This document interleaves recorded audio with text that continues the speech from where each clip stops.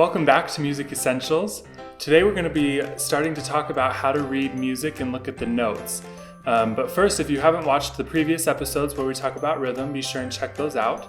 Otherwise, go ahead and keep watching, and we're going to start by talking about the keyboard.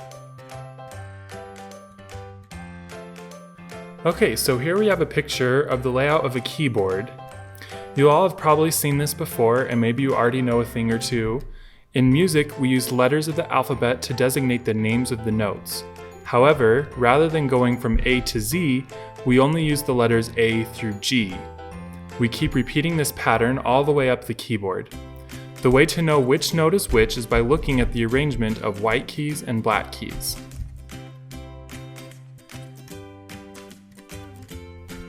The white keys are the letter names A through G that we discussed before. You can know which note is which by looking at the groupings of black keys. They come in groups of 2 and 3. If you look at the group of 2 and then look at the white notes around them, you will find the notes C, D, and E. This is true of every grouping of 2 black notes, no matter where they are on the keyboard. Then you can find any note by using this method.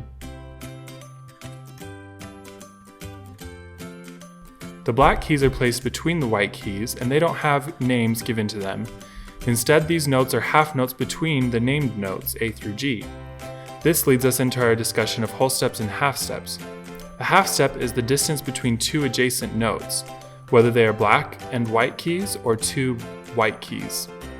A whole step is 2 half steps. As I said before, the black keys don't have names because they are half steps between the notes. So then how do we know which black note to play? We use sharps and flats. A sharp raises the note by a half step, and a flat lowers the note by a half step.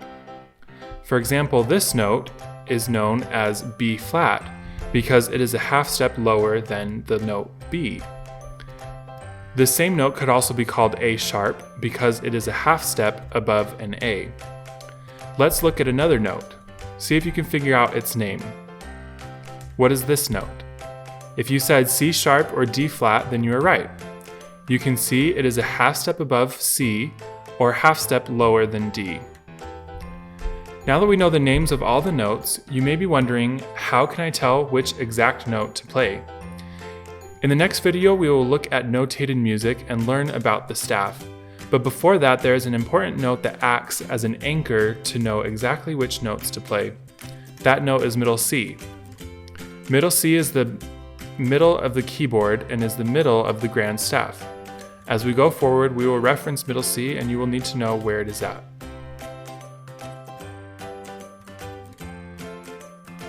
For today's activity, we will practice identifying notes. As I point to them, see if you can name the note I point at. Here we go. This is A. This one is B. This one is E flat or D sharp. This one is G. This one is C sharp or D flat. This one is C.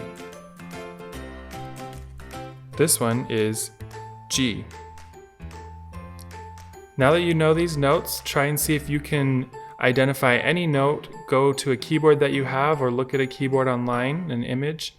See if you can identify every note and challenge yourself to see what you know.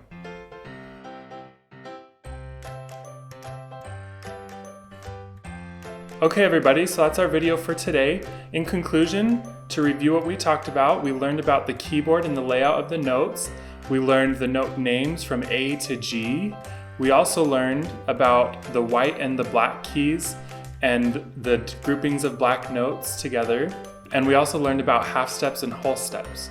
In our next video, we'll talk about reading music and looking at the staffs and the treble clef and bass clef. So we'll go ahead and see you next time.